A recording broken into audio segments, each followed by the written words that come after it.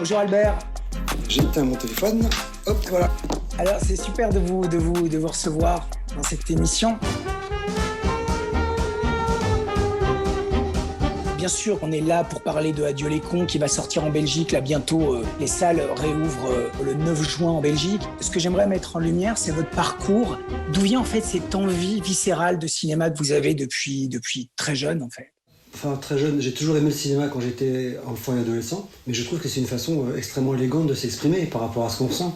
On a de la lumière, on a de la musique, on a des acteurs, on a un scénario, etc., etc. Donc tout ça, au bout d'un moment, les paramètres se sont ajustés et j'ai pu faire un premier court-métrage, puis après un long. Bonjour. Bon, c'est rien, il y a un léger retard. Je vais le faire sortir à l'ancienne. En tout cas, ce qui me concerne, il n'y a pas de préméditation. Je suis vraiment arrivé par certainement une peur de vivre, globalement. Et puis le fait de faire le guignol, entre guillemets, et au sens positif du terme, petit à petit, un peu comme mes idoles d'ailleurs, comme les Chaplin, comme les Monty Python, comme les Woody Allen, les Guitry, les Tati, petit à petit le travail s'étoffe et on dit pourquoi pas raconter ça en image. Vous voyez, ça se fait progressivement. À un moment donné, vous avez imaginé docteur? Bon, c'est rien, hein. Je vais faire une mesade. Bon alors, ça va peut-être piquer un peu au début. Bon, je vais faire latéraux. Mon père était médecin, et donc j'ai fait l'étude de médecine. Après, le fait est que d'être confronté à mon éphémérité biologique de plus en plus évidente quand je voyais les urgences, par exemple, ça a entraîné une peur panique de vivre qui a trouvé un soulagement à travers les salles de cinéma. Aujourd'hui, je vois une vraie cohérence dans tout ce que vous avez entrepris. C'est-à-dire qu'il y a effectivement une volonté humaniste très très forte, il y a une volonté de parler des hommes. Délit d'initiés, abus de biens sociaux, trafic d'influence, corruption, blanchiment d'argent. Ah bah ouais, c'est le manager de l'année. Le manager de l'année. Je suis intellectuellement contre le monde dans lequel je vis, c'est sûr, mais je suis pas le seul, hein. On est nombreux à être comme ça. Dès qu'on est un petit peu conscient de l'absurdité de vivre, on se pose des questions. Et la pesanteur vers laquelle les autres nous attirent, comme un système, justement, ça commence à l'école, elle est au bout d'un moment totalement intolérable. Donc on se réfugie encore une fois dans l'imaginaire. Pour avoir déclenché la guerre, pour avoir aimé la faire, pour en avoir profité. Je ne veux pas être éclaboussé par vos combines. Bande d'affaires, pas de vertu. Vous êtes tous condamnés à mort. Au revoir là-haut est un film adapté d'un livre de Pierre Lemaitre. J'avais commencé à écrire adieu avant de lire Au revoir là-haut, je vous le cache pas. J'ai tout stoppé pour faire au revoir. Pierre Lemaitre me donnait un alibi intellectuel, notamment d'approcher le drame, quelque chose qui m'a toujours fait peur. Ton père, il sera content que tu rentres de la guerre, même avec le visage un peu esquinté. Et maintenant que la guerre est finie, tu vas disparaître. La seule chose avant de commencer, j'étais voir Pierre Lemaitre et je lui dis, moi voilà ce que j'ai lu, est-ce que c'est ça que vous avez voulu faire? C'est la relation père-fils qui m'intéressait, ce fils rebelle qui rejette justement les institutions financières, tout un système qui aujourd'hui nous fait crever, enfin qui nous fout à mal et qui existait déjà il y a 100 ans.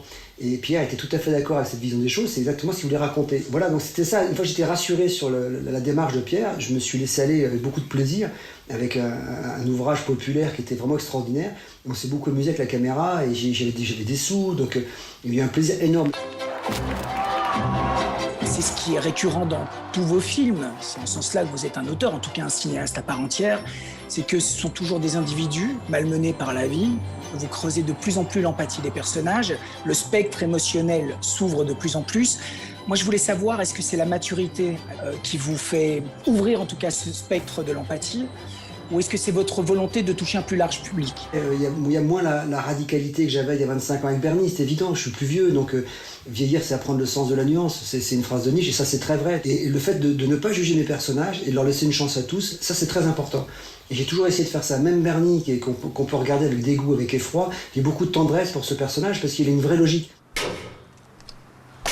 Après, j'ai vu il y a pas longtemps Bernie pour la première fois depuis très longtemps, et je ne ferai pas du tout pareil, je ferai quelque chose de très différent.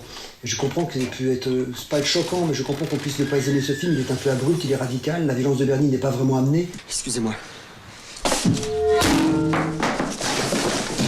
Mais c'était comme ça que je voyais les choses à l'époque. Aujourd'hui, je suis beaucoup moins radical, forcément. Est-ce que je m'embourgeoise? Est-ce que je vieillis? Certainement un peu les deux. Il n'existe aucune trace de votre accouchement. Puis retrouver un enfant abandonné sous X depuis 30 ans, c'est très difficile. À ce point? Oui, ça c'est normal. Hein. Donner, c'est donner. Reprendre, c'est voler. Tu m'excuses, mais je trouve ça trop injuste. Quoi, on peut rien faire alors? Ça peut prendre du temps. Mais c'est-à-dire, j'ai un souci de santé. Si vous êtes pressé, on s'en sort plus. Excusez ma grossièreté. Adieu les cons. Adieu les cons est un film aussi qui est jusqu'au boutiste, c'est-à-dire qu'ils vont jusqu'au bout de leur logique. Bonjour. Vous êtes qui? Je suis strappée. J'étais à l'agence de santé. Excusez-moi de vous dire ça, madame, mais on kidnappe pas les gens pour leur demander de l'aide pour un dossier. On leur tire pas non plus dessus quand ils sont au travail. C'est sur moi que je tirais. Ah bon? À savoir que j'avais tourné 2 fins différentes sur le plateau. J'ai tourné celle-là en n'y croyant pas du tout, même si c'était la fin qui était écrite. Et j'en ai tourné une deuxième et j'étais rentré en empathie avec les personnages pendant le tournage. Pas les acteurs, les personnages. Et je voulais désespérément les sauver. Donc j'ai passé une journée entière de tournage à sauver mes personnages et ça fonctionnait pas du tout au montage. Cette fin, pour le coup, dans sa radicalité, s'imposait.